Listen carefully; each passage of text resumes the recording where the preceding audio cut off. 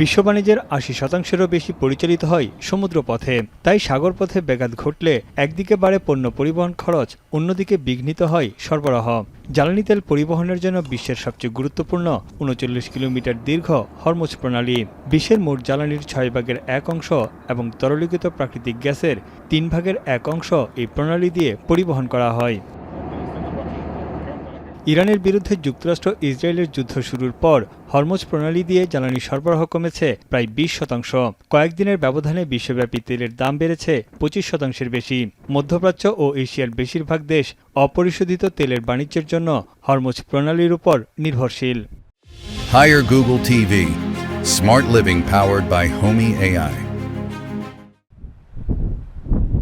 Hormuz প্রণালী দিয়ে চলাচল করা জাহাজে সম্ভাব্য হামলার হুমকিতে মধ্যপ্রাচ্যের শীর্ষ তেল উৎপাদনকারী দেশগুলো ১৪০ মিলিয়ন ব্যারেল তেলের সরবরাহ স্থগিত করতে বাধ্য হয়েছে, যা বিশ্বব্যাপী মোট চাহিদার প্রায় ১.৫ দিনের সমান।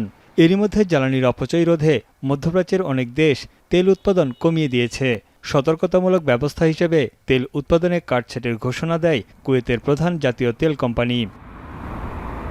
এমন অবস্থায় হরমুজ প্রণালীতে চলাচল করা জাহাজগুলোকে মার্কিন নৌবাহিনীর মাধ্যমে নিরাপত্তা দেওয়ার আশ্বাস দেন মার্কিন প্রেসিডেন্ট ডোনাল্ড ট্রাম্প। এছাড়া উপসাগরীয় সামুদ্রিক অঞ্চলের ক্ষয়ক্ষতি মেটাতে $২,০০০ কোটি বীমা পরিকল্পনার ঘোষণা করেছে যুক্তরাষ্ট্র।